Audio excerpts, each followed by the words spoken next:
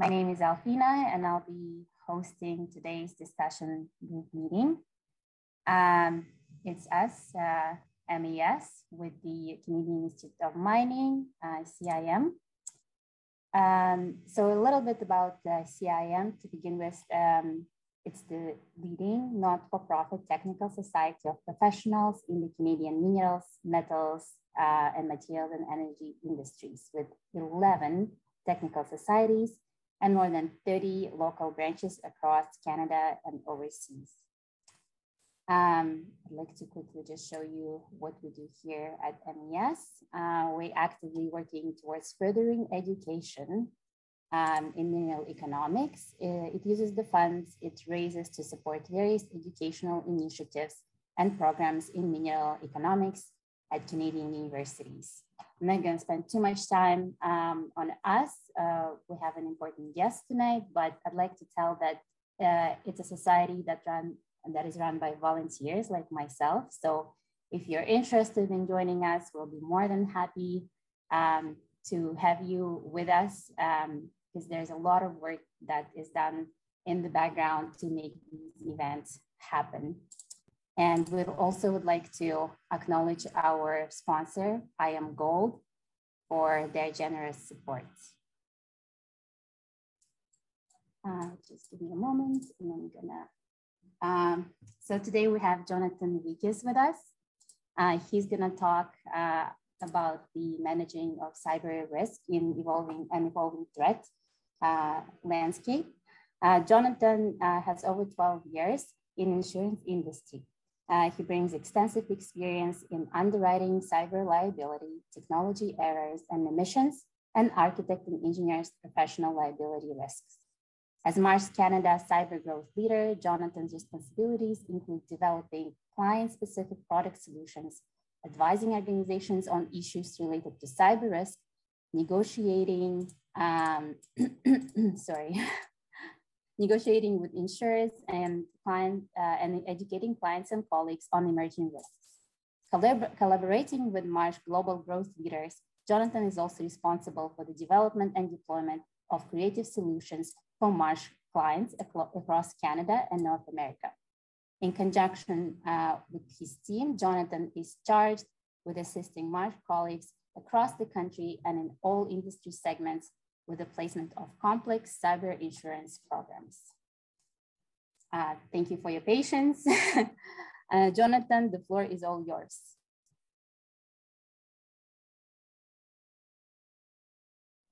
Thank you so much. And I was telling Alcina before everyone else joined that there's nothing more awkward than hearing someone introduce you and then you're hearing about yourself. But as you mentioned, my name is Jonathan Wiekes. I'm with Marsh Canada. I'm their national cyber growth leader. And what I do all day is cyber insurance and cyber risk. So I'm excited to be joining you here today. I joined a CIM event, I think about 3 or 4 years ago now, and we had a great turnout. And I think I see some familiar faces from the last time I spoke with this group. So excited to have this discussion with you. We're going to touch on a few key things today. The first one being an update on the cyber threat landscape and what different stakeholders are most concerned about when it comes to cyber or technology and data risk. We're then going to dive into the 5 questions I believe organizations should be asking themselves in and around cyber risk.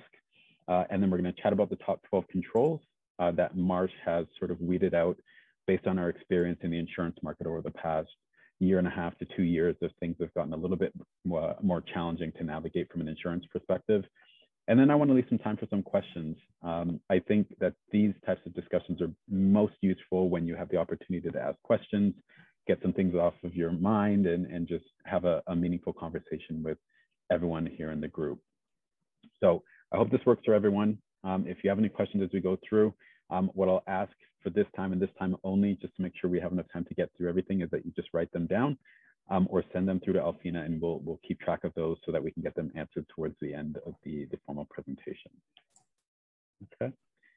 And I'll collect, sorry, Jonathan, sorry. I'll collect all the questions, and I'll ask them at the end. So nothing's going to be missed.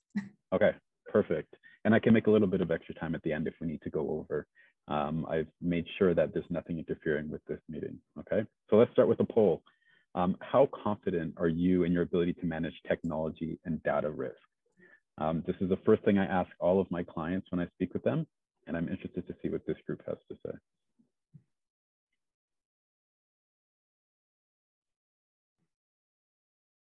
Okay, we'll give it about 5 more seconds. 5, 4, 3, 2, 1. Okay, so we actually have an honest group, because I can tell you, if you tell me that you're very confident in your ability to manage technology or data risks, either you've convinced yourself that you're the master of technology, or you're lying. So I'm happy to see that, you know, most of you are somewhat confident, and then we have some that are not very confident or not confident at all. And these results don't really surprise me, because frankly, the state of cyber risk as it is right now continues to evolve. It continues to change on a daily basis. So if you can confidently say that you are absolutely confident in your ability to manage cyber risks, you probably need to be having a few more discussions with people, whether inside or outside of your organization, to really do a deep dive there. Okay. So we can close that poll. And the first thing we're going to touch on is the threat landscape, and an update around stakeholder concerns. Okay. So when we look at technology and data-driven risks, there's a lot of benefits to technology and data, because they enable us to do things more efficiently, more effectively than we've been able to in the past. However, we also need to consider the risks that are associated with it, right? So especially over the past 2 years, when we look at technology, it's helped us to remain interconnected, right? Whether it's between people or between different elements of our organizations. The challenge we face is that we are critically dependent on technology at this point. If things like Zoom, Microsoft Teams, any of those similar tools weren't available to us over the past couple of years, it would have been extremely challenging to actually conduct business throughout the COVID pandemic. Okay. Another great thing coming out of the past couple of years is in and around innovation. So organizations have found ways to get innovative and to find creative ways to do business through the use of technology that maybe weren't available to them in the past. When we look at data, it comes with its own set of benefits and downfalls, right? Data, again, enables us to make educated decisions in and around what we do with organizations, where we invest, where we focus our attention from a growth or a sales perspective. But there's also great risk associated with data. And data comes in many forms. It could be forms of software that you house on your greater technological platforms in terms of your data, your infrastructure, and the technology that enables you to do business. But it could also be things like personally identifiable information, confidential corporate information that you might have in your possession. All those things would qualify as data. So while it enables us to make educated decisions or mindful decisions in and around how we conduct business, there's also risks if that data happens to be breached through a privacy or a cyber-related event. Okay. And when we talk about cyber-related events, how can we do that without talking about the threat environment? And the first one there around ransomware is probably where we focused all of our attention over the past couple of years, because the proliferation of ransomware over the past couple of years has resulted in extreme challenges across every industry, every geography in the world. And it's something that we're still struggling to manage. However, clients are doing a little bit better of a job of implementing controls that can help mitigate against things like ransomware threats. And we'll get into that a little bit later on in the presentation. And then the other thing that we're seeing now are things like supply chain attacks. And this is something that has ramped up a lot more, probably in the past 18 to 24 months. And it all started with that SolarWinds attack, which some of you might be familiar with. And threat actors have essentially learned that if they can attack one vendor that has multiple clients or customers, it essentially enables them to broaden the attack surface and essentially leverage the relationship that that vendor has with hundreds, if not thousands, if not tens of thousands of customers around the world. So supply chain attacks are really an area in which we're focusing a lot of attention right now. And I'll also speak to how organizations can effectively manage their supply chain when we get a little bit further into the presentation. And then the final one there around the regulatory environment. Given the group on the line, I know that you've probably operate across various geographies. And each of those geographies, you're probably dealing with a different, whether it's a cybersecurity or privacy-related regulation. Here in Canada, the overarching regulation is PIPEDA. And then there are certain provinces within the country that have their own equivalent privacy regulations. Quebec just made an update, a significant update to their privacy regulation. And the Office of the Privacy Commissioner here in Canada is in the process of also revamping our privacy regulation. Okay. The big baddie over the past couple of years, and I'll get into this a little bit more, has been GDPR. That has had a material impact on organizations who have operations or collect data on European residents. So I'll chat about that a little more in what we're seeing there in terms of an increase in fines, penalties, so on and so forth. Okay. Okay.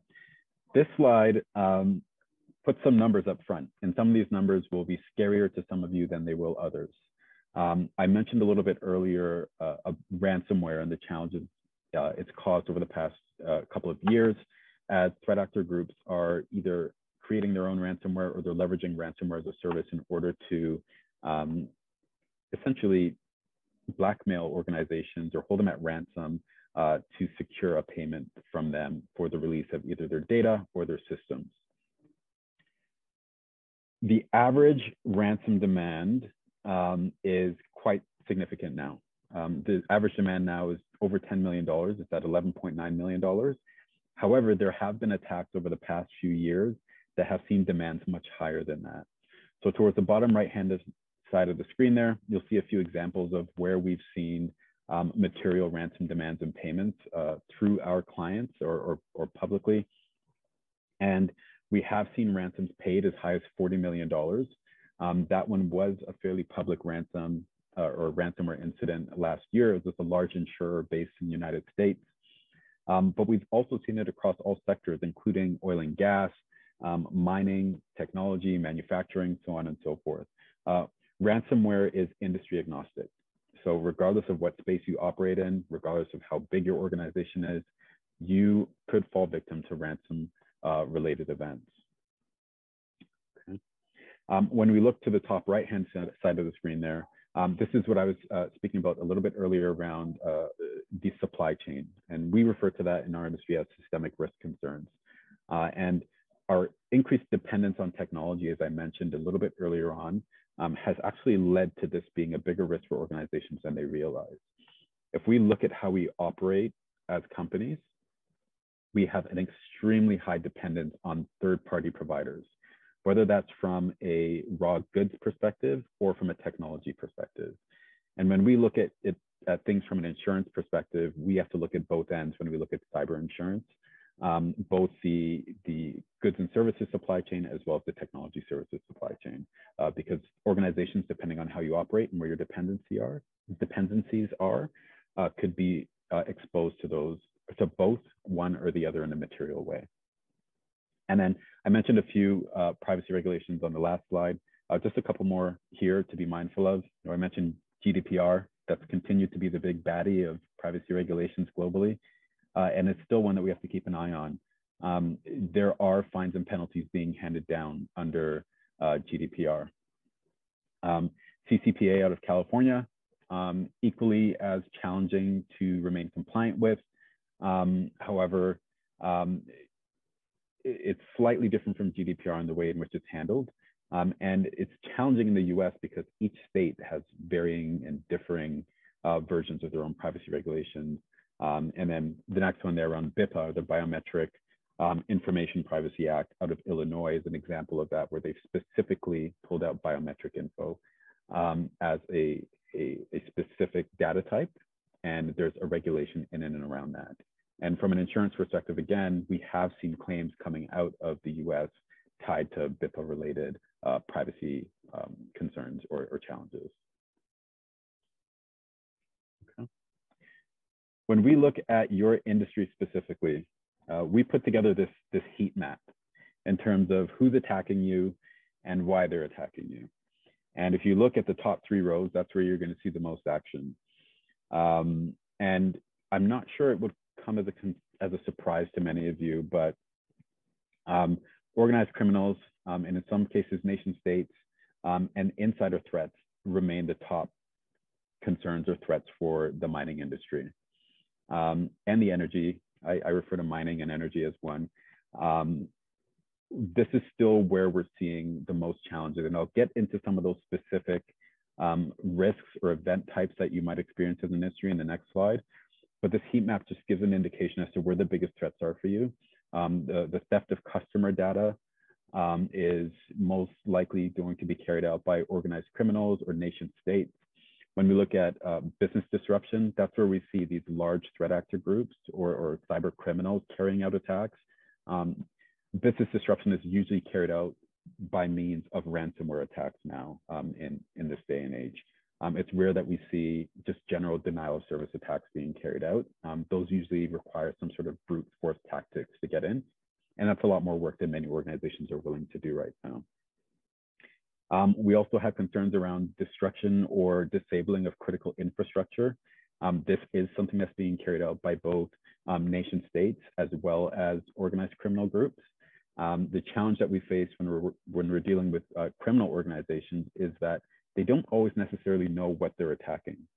So they could be attacking an oil pipeline, they could be attacking a mine site, or they could be attacking a hospital. What they generally do is they just fire out the malware into the web, and whoever is unfortunate enough to click on it ends up being the victim. Okay, and then there still remains those challenges in and around reputational risk, as well as threats to actual health, safety, and potential property damage associated with cyber attacks. The regulatory element is there as well. Fines and penalties are real. When we look at cyber insurance as a risk transfer option, we generally don't encourage our clients to depend on insurance as a risk transfer option for regulatory fines and penalties. However, insurance policies do a very good job of providing investigation costs as well as defense costs associated with a regulatory investigation. I mentioned that I would outline some specific risks or types of events that you might see in your industry. And the one at the top there, cyber espionage, is probably one that it remains fairly unique to your industry. There's some elements of it with some of our manufacturing clients as well, if they're involved with any type of defense contracts or things of that nature. However, cyber espionage remains a problem in the mining and energy space. And this is essentially with the goal of outdoing you as an organization. So sometimes this is driven by competitors, sometimes it's driven by things like hacktivist groups. So these are groups that essentially want to gather information on you as an organization to use it against you for what they consider a greater good. It is something that we are still seeing carried out across the industry. Theft of pricing data. I can tell you, there's nothing your competitors would want to know more than what you're going to be charging or your target pricing is for your assets.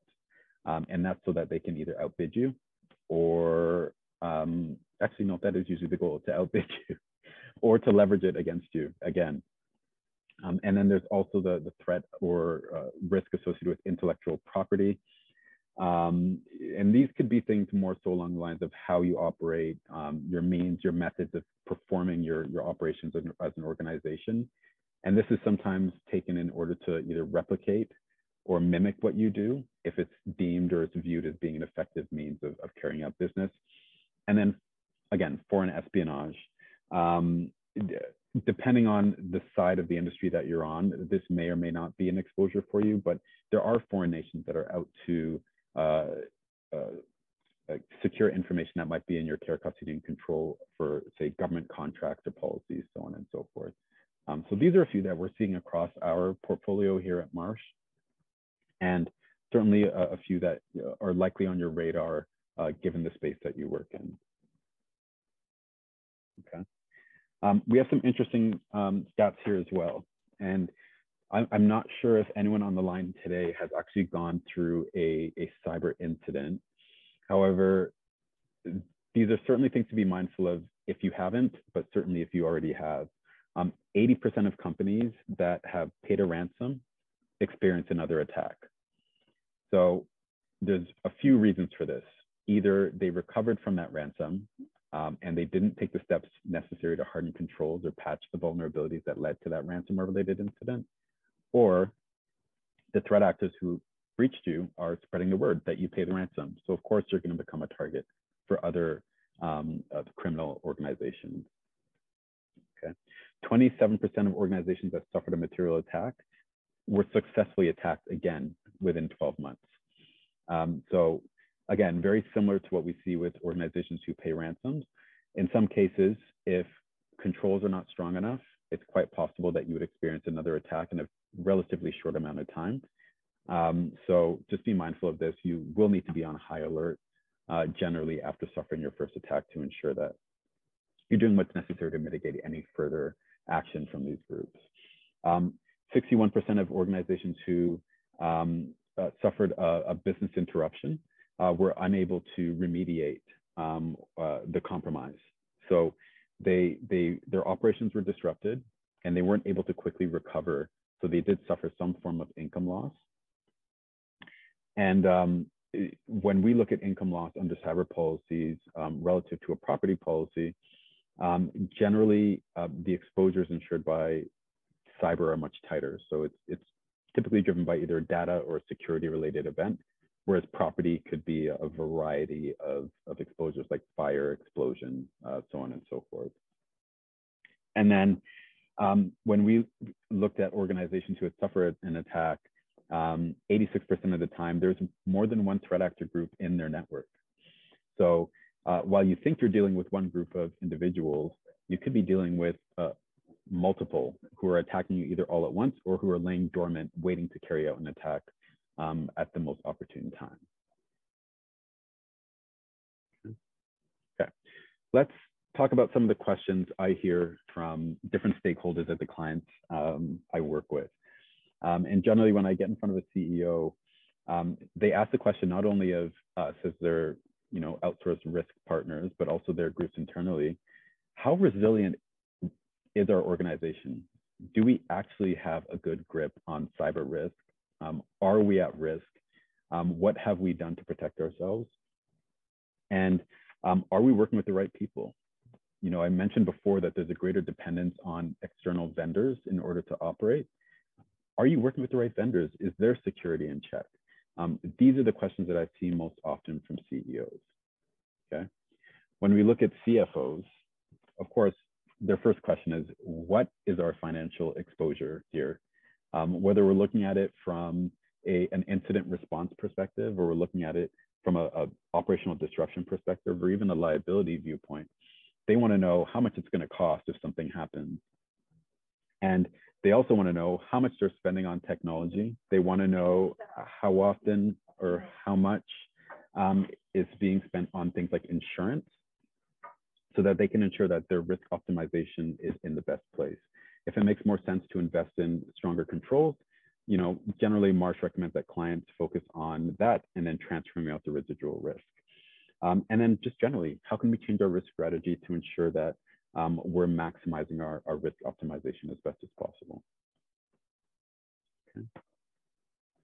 Okay, when we look at chief risk officers, this is our favorite group just because our focus is on risk. They're asking for our help in persuading their colleagues and superiors to improve their understanding of cyber risk. When we look at cyber risk as a whole, it's not an IT problem or an IT risk, it's an organizational risk. So there are stakeholders across the entire organization in legal, information technology, security, risk generally, health and safety, who all play a part in managing data, technology, and cyber risk as a whole. And they also try to find ways to actually model out the potential exposure to drive and feed those conversations with people like CFOs. Okay. And then when we encounter chief information officers or chief information security officers, it usually goes one of two ways. Either they're happy to work with us in order to drive resilience across the organization from a technology perspective, or they're extremely defensive. It usually tells a very clear story when they're very defensive, because it either means that they've been fighting for years for more budget and they simply haven't been able to secure it from the organization. So now they're just in a bit of a mood. Or if they are extremely willing to work with us, it's likely because either they're new or they're entering into a new space where cyber risk for the organization is much more of a focus. And now that cyber has become a board issue, I can tell you a lot more organizations are prepared to invest and focus their attention on cyber-related exposures as an organization. Okay, so that'll take us to our next poll. And this poll asks, what aspect of cyber risk is of greatest concern to you or your organization, or both? And I'd be interested to see what these results look like. Okay, we'll give that about 20 seconds and then we'll close it off.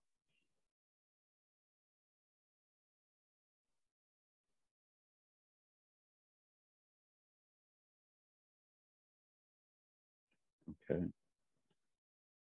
we're good. A couple more seconds, and then I think we can close it off now.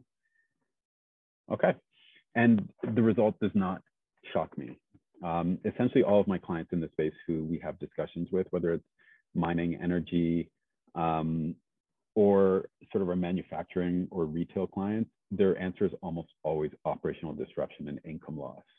And it's just because operational disruption is just a bigger exposure for you. While you do hold either proprietary or third-party confidential information, generally the exposure or the risk associated with that is much lower than if you have a site that's taken offline or that can't operate or produce. So that isn't of a big surprise to me. And I'm also not surprised to see that reputational impact would be right up there as well, especially if we're working with publicly traded companies. A cyber attack can have a material impact on your stock price, or it could drive shareholder action or litigation against you as an organization if it's deemed that you as an organization did not adequately protect yourselves. And you know, we've seen recent action out of the US for US listed companies where they're now required to actually report on cyber related events. So I think we'll start to see that a lot more as these privacy regulations continue to evolve and as cyber risk continues to become a challenge, not only operational, but also on the balance sheet of these organizations. So what questions should you be asking? Let's put them up here, right? The first question there is, how are we at risk? Or even better, are we at risk? The answer is yes. But determining how you're at risk is one key question you need to be asking. You also need to be asking what strategies are best for us and how can we drive resilience as an organization? You know, companies can't dump their entire budget into an information security budget because there are other things that have to be done. But how do you optimize and reach resilience in the most effective way? And then, you know, the other question is, what are the best advisors? And I mentioned before, who are the best partners for you as organizations are key questions you need to be asking. And then of course, my favorite question is, how much insurance do we need? And frankly, is insurance even the right solution for you as an organization? Is it the right time to buy insurance? You know, the insurance market from a cyber perspective is in a pretty tough place right now. And it's because cyber insurance does pay claims, despite rumors over the past decade or so. I'll get into that tangent in a little bit. But if we look at the first question there around how are we at risk, these are really the questions that we're asking, right?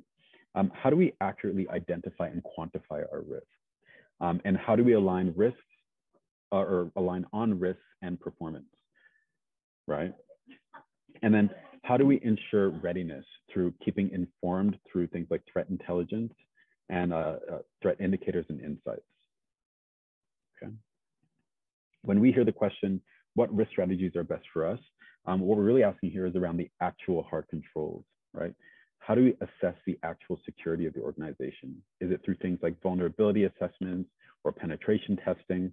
How do we determine or develop evidence-based retain and transfer options for us as an organization? And these are the questions that we usually have coming from chief risk officers or risk directors, right? How do we know how much to retain versus transfer out to a solution like insurance? And then another good way to go about this is to benchmark against your peers, right? Most insurance brokers have the capacity to benchmark across their portfolio but there are also consultants who can do the very same thing when it comes to risk optimization strategies. Okay. The next question is, how do we build resilience? And this is actually the question I think matters most, because ultimately it will drive what you do as an organization. When it comes to cyber, we really have to start taking a proactive approach to cyber risk management. If we looked at the cyber risk landscape maybe 2, 3, 4 years ago, it was very much reactive, right? You might suffer an attack and then you would go ahead and implement stronger controls. What we're finding now is that clients and organizations actually have to implement those controls well in advance of an incident, especially if insurability is of the biggest concern to them.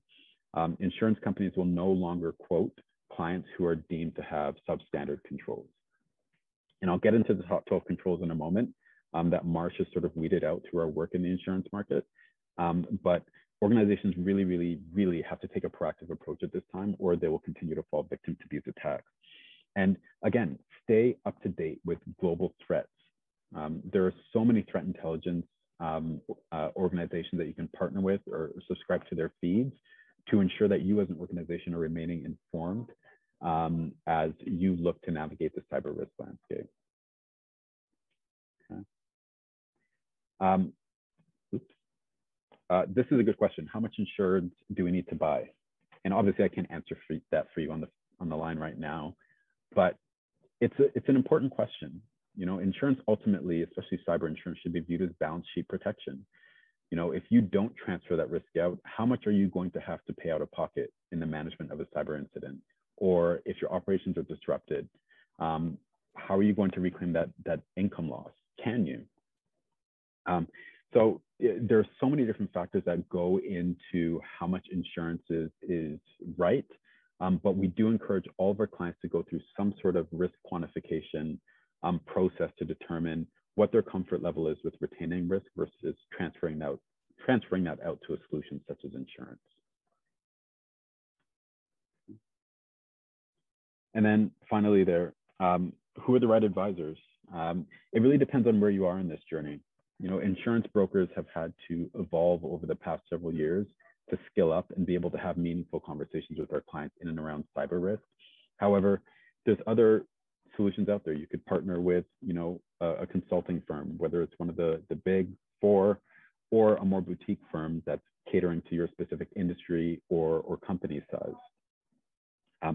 Just ensure you're partnering with someone who can be objective.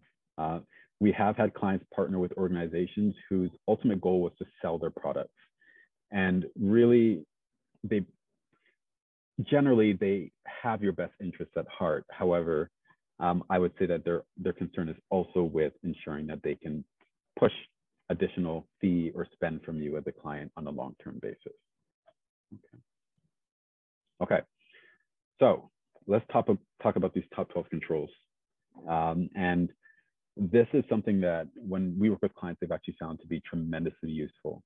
And these top 12 controls, while they are focused in and around the minimum requirements from an insurance industry perspective, generally they apply across cyber risk management as a whole.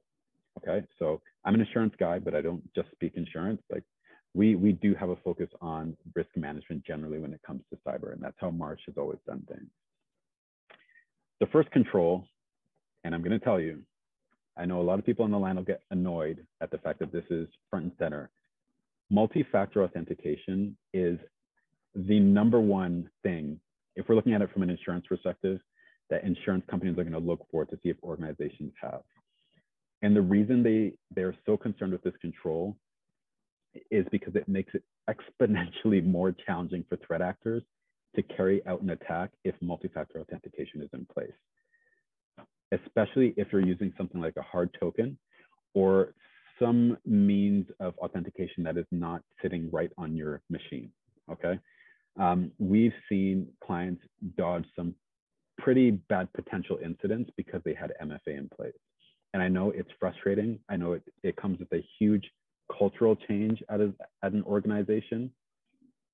However, it is really, really effective. So I won't harp on it anymore, but if you go back to work and you take one thing away from that, it's implement multi-factor authentication. It is a key control.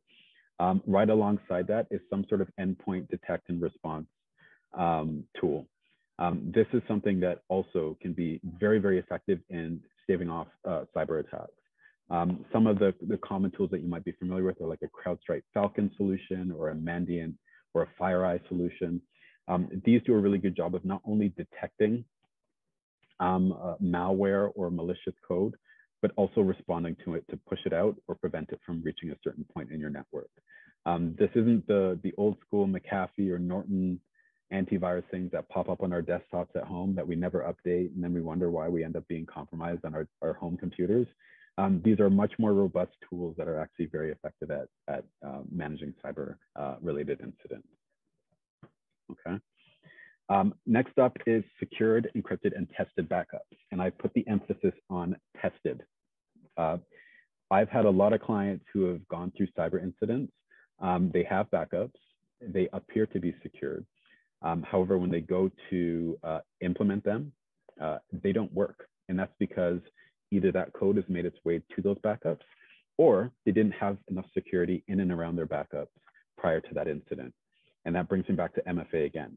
If you're using like a cloud-based backup solution, make sure MFA is enabled in and around that solution. And access to that solution should be limited to your administrator group. Okay, so that's usually like your head of IT or security.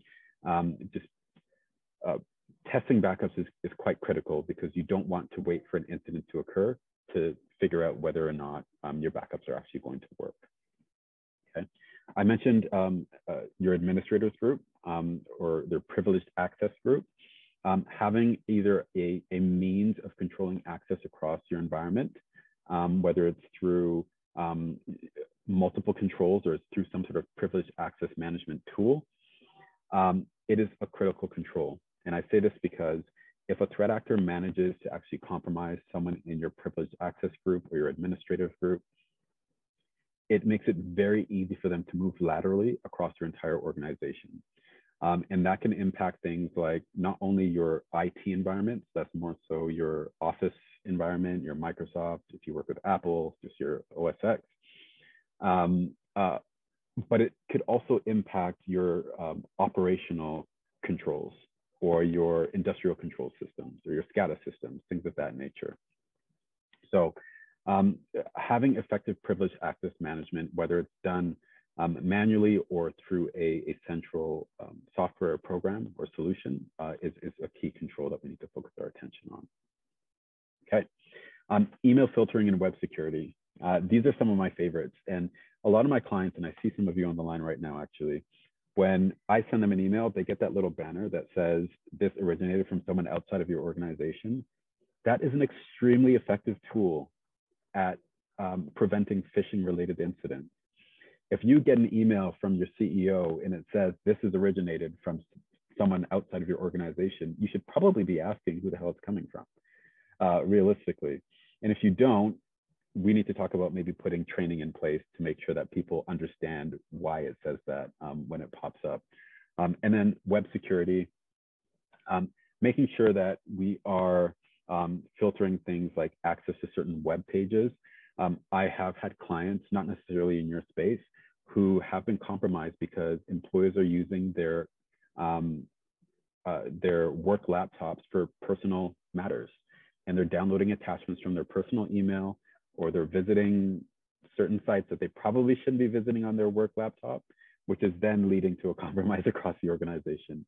And I can tell you, there's nothing more embarrassing than being the cause of a cyber incident because you wanted to have fun on company time. And it happens, and I don't want to, I'm not happy to say it happens, but it does. So controlling what access employees have to certain websites or applications even is really, really critical for organizations. You can't control the security of certain websites. You can only control your own environment. So taking steps to make sure you have a tight grip on that is actually very effective. Look at Marsh as an organization. We can't access personal email platforms like Hotmail or Gmail, and we can't use any type of file sharing tools, because it just opens up that risk for either data loss or a leak of confidential information, or a compromise of actual security through the downloading of malicious code. And then the next big one is patch management. And this has become more critical over the past 1.5 to 2 years, as we saw more of those widespread events. I mentioned SolarWinds a little bit earlier, but over the past year, we've dealt with the Microsoft Exchange vulnerability. Most recently, we've dealt with the Log4j or Log4Shell vulnerability. These are things that continue to cause challenges. A lot of them are 0-day, so there's no way that it could have been predicted. However, we also have clients who, once it has occurred, they don't take steps to actually patch. And obviously, if they leave it unpatched and threat actors are using their tools to skim the net to see what low-hanging fruit there is, you're going to be very high on that list of organizations to attack. So patch management and vulnerability management is really, really critical at this point. And there are organizations who also provide tools like EDR solutions and other tools like that who you can partner with to actually put in place effective patch management practices across your organizations. Okay, so the first 6 that I've mentioned are really the big ones. Those are where we found the best return on investment for our clients, whether it's from them looking at a risk transfer option or just hardening controls or building resilience. That's where your money will be best spent. But the next ones are also extremely important. We would consider them more soft controls than anything.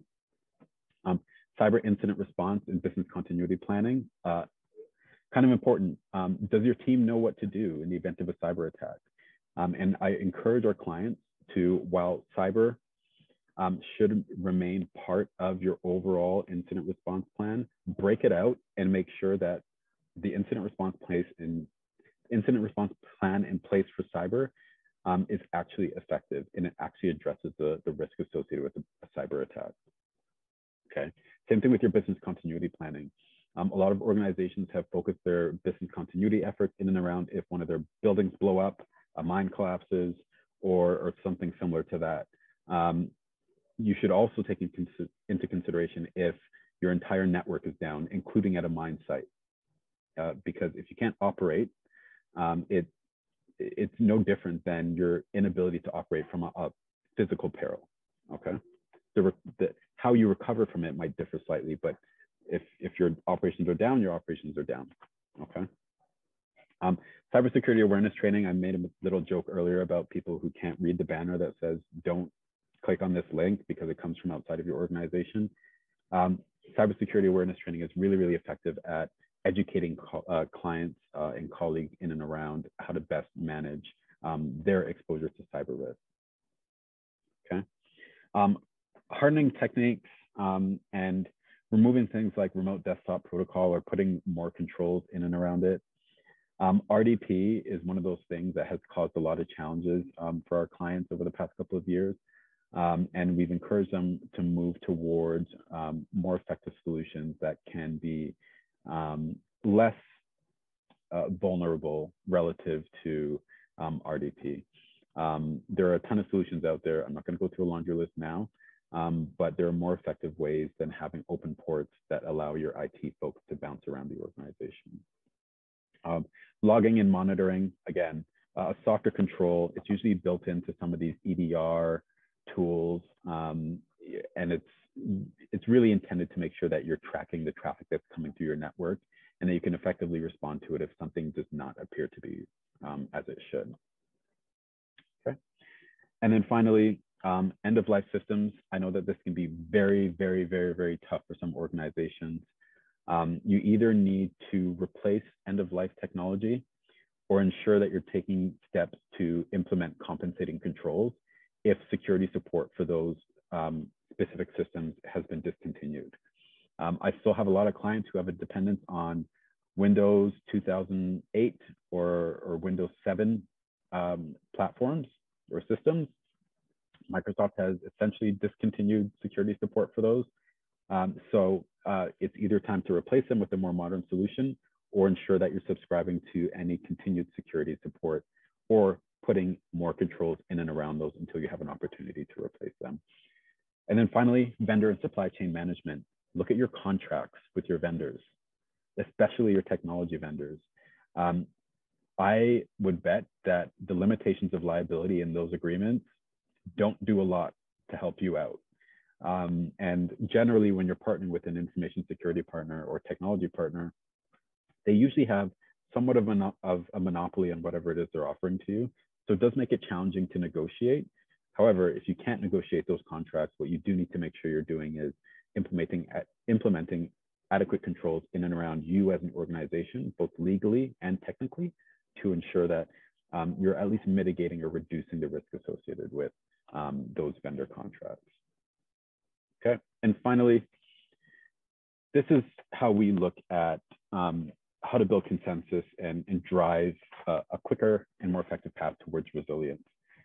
Measure potential economic impact of cyber events. I mentioned that CFO concern that we always run into. Let's figure out how much it's going to cost and model out a few scenarios that we can respond and have a good understanding of the potential impact on the organization. Assess leading inputs on the cyber threat landscape. Keep up to date with what threats are out there. We still have clients who have not patched for the Log4j or Log4Shell vulnerability, and it's concerning. But some of them listen, some of them don't. We can't force them to do anything. Frame out your cyber risk profile. What does it look like? Get all stakeholders involved as you look to develop your cyber risk management plan. And document, analyze, and prioritize critical event scenarios. You know, when we ran our poll, the biggest concerns were reputational risk and operational disruption. That's probably where you should focus your attention when you look to build out your cyber risk management plan. Focusing your attention on privacy-related matters, knowing that it's your lowest or least concern, is probably not the best place to spend your time. And then curate the best experts for you. I'm not saying that your insurance broker is the smartest guy or gal in the world. We have our specialty. Surround yourself with people who know how to drive resilience for you as an organization and will ultimately bring forward the best results for you as an organization. We generally don't assume we know everything, and we are happy to align our clients with whoever can best serve them if it isn't us. So just be mindful of who you partner with and ensure that, again, when we spoke to vendor management, that you are doing everything you can to manage the risk associated with those contracts. Okay. So I've talked at you for the past hour or 48 minutes or so. I'll take a breath now, and I think I saw a few questions come through, so maybe we can run through those now. Thank you so much, Jonathan. That was truly insightful.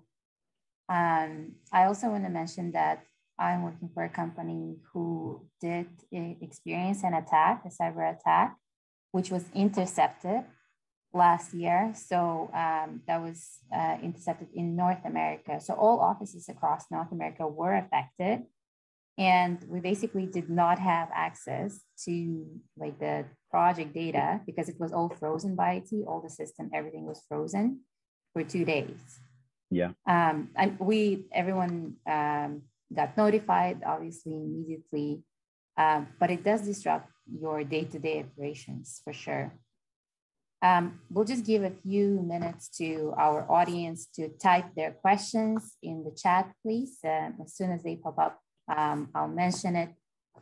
I have a question in your professional kind of, experience, considering that, the attacks and the attackers are so much more sophisticated day by day, and they're so agile. The cybersecurity management firms are trying to, come up with new ways of attacking as well, just to manage those attacks coming in. How does Marsh or the cybersecurity insurance industry, manage this kind of agility and sophistication of these attacks? That is a really great question. I'll answer it looking at the past tense first. Not very well, which has resulted in a very hard cyber market right now. I'll tell you, I had a lot more hair before January 2020. And it's now all gone because it's been a really tough go. What I will say, though, is that the insurance market as a whole has taken a lot of that threat intelligence, a lot of the knowledge that we've gained through the placement of cyber insurance programs, and where insurers and vendors are focusing their attention to advise our clients in and around where they need to focus their attention. And that's actually where those top 12 controls came from. We went through claims data across not only Marsh claims, but generally across our insuring partners. And we found that, and I won't say we because it was a broader partnership, but it was found that those controls are really effective at mitigating attacks. So clients who had those in place, either they were able to recover much more quickly, or they weren't subject to an attack as detrimental to the organization as those who didn't have those in place. And I know I spent a lot of time on MFA, and I did get a question on MFA, and I'm going to answer it. It's from Alan Franklin. MFA is one of those tools that has been very, very effective. However, it's also quite challenging to implement due to the culture impact within organizations. Okay. And Alan, to answer your question, you had asked when you speak with banks, and the usual response, well, more cybersecurity is important. The sales side of the bank, who are the drivers of the income, say that improving cybersecurity can make customers unhappy. And you make specific mention of two-step login or multi-factor authentication. I made mention earlier on the presentation in around organizations focusing their attention where it's most impactful. If we look at a financial institution, the risk associated with a privacy breach at a large bank or a large financial institution is greater than any sales they'll see from any individual client who's upset about having to look at their phone and put in a 4-digit password in order to access their account. And the conversations that we have with a lot of our clients are, you need to look at the cost benefit, right? If you have a breach and it materially impacts, 100,000 or 1 million records, or 3 or 4 million records, because we have seen breaches that size in Canada, the cost associated with notifying each of those individuals, providing them with credit monitoring or identity restoration services, and then the potential liability or class action arising out of that will be a hell of a lot more than a client that whines at you on an annual basis when you renew that contract with them. So, we sometimes have to hand out a bit of tough love, and I feel bad for the information security and the risk folks who have to stand in front of the sales teams. Sales guys can be aggressive. I'm one of them, and have to tell them this is what's best for us as an organization. But realistically, if that organization is breached, the impact will be much greater than a client who maybe gets a little frustrated at the fact that they have to use multi-factor authentication. And it applies from a client perspective, but it also applies internally. Employees are probably the toughest people to get to accept MFA. I can tell you, when it was implemented at Marsh, there were a lot of unhappy people because it's just an extra step, but it's an effective tool. I don't want to harp on it, but it works. So I'll keep saying it.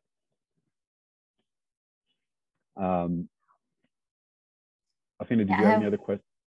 Okay. Yeah, I don't see anyone typing anything, so I have another question. Yeah, I have a couple of private ones, and I'll get to them, but I just wanted to see if you had something first. Yeah. So my question is more on cybersecurity training, and with more minds, going online and utilizing autonomous, trucks and just autonomous remote operating equipment. Where do you see, cybersecurity fitting in terms of like the training of these operators? Do you see it being more like a part of the curriculum of the current generation going through their undergrad and grad, studies, or is it more specialized? Like, what are your observations? In terms of where the most education is needed? That's right, yes. Okay. Very much like how many school systems across our country are now applying core elements of financial literacy into their education curriculums. I do feel like the same has to happen for cybersecurity. So I actually think it needs to start at like the high school level, given this is when most kids get their first cell phone and their first social media account, so on and so forth. Because if you can build it in much earlier on, it becomes second nature to them, or first nature to them, frankly, by the time they reach their professional careers. That doesn't fix the issue associated with those who are already in the workforce. And I think employee training is one of those things, again, much like MFA, that annoys employees that they have to go through it, whether it's annually, semi-annually, or quarterly, depending on the organization. However, just keeping a cyber aware workforce is probably the most effective tool that you can have in your arsenal, other than MFA. And I say that because phishing related incidents are still one of the key or number one causes to not only ransomware related incidents, but things like social engineering attacks where they're provided with false banking information and they transfer funds out, things of that nature. Education in and around how to manage their own exposure to those types of things, I think is critical. So I think it needs to happen at all levels or all career phases, but it needs to start much earlier. Okay. Yeah. I was asked by Alexandre what risk assessment methodology is mostly used in mining and oil. And I think it's a great question. I will speak to my experience with my clients. I find that NIST and ISO 27001 are probably most applied across our client base. But I also have clients who work with COVID. It really differs depending on, one, who's managing that risk within the organization and their specific exposures. So I can't specifically recommend, but I would say NIST and ISO are probably the most common ones that I see across our client base. Hopefully that answers the question. I don't like to give fluffy responses, but I also don't like to make stuff up. So that's probably the best thing that I can give at this point. Okay, perfect. Anything else from you? No, oh, yeah, there's a question here. It makes sense to change passwords on a regular basis for our computers. I extend that logic to cell phones, but how often are clients changing their cell phone passwords in order to prevent identity theft and or MFA? Great question. So I'll give two responses. A personal response and then sorry, I shouldn't say it that way. A personal life response and then a corporate or a professional response to this question. So from a personal perspective, not often enough. I actually can't remember, and I work in cybersecurity, I can't remember the last time that I actually changed my cell phone password. And it's embarrassing to say, but it's just not something that I do often. However, I do have a complex password. So it includes not only numbers, but also letters and symbols. And it's easy for me to remember, but it would not be easy for a threat actor or someone who stole my cell phone to remember. From an organizational or a company perspective, it really depends. If you allow bring your own device, it can be a little bit more challenging to manage how often colleagues or employees really update their password. There's certain tools or applications that you can upload to their device that forces it. If you provide corporate devices, there's also means of managing how often that password needs to be reset. I think Marsh requires us to reset it every 2 months, like every 60 days or so. But it varies from organization to organization, and it also varies based on the size of the workforce. If you don't have a specific platform or tool in order to push the requirement for that, it's a lot more challenging to actually mandate employees to do it. It can be recommended. You can send an email, but I think we all know what that employee is going to do with that email when they get it. Nothing. Okay. So I hope that answers your question. Okay, perfect. Okay, so we are at time. And like I said, I'm happy to stay back a bit longer, but if there are no more questions, I just want to say thank you for having me. I think this is a great discussion and a nice engaging group. You know, I'm happy to share my contact information. Please feel free to reach out if you need any support, if you want to continue the conversation. Alfina, I think you can share that with the group so that they have access to that. Thank you so much, everyone. Yeah, we'll post it. We'll post all the information at the end once we upload the video on our YouTube channel, so you can contact Jonathan for sure if you have more questions. Thanks everyone for joining, for your questions, for the time you're taking to be with us, and we're wishing you a great day ahead. Thanks everyone. Thanks.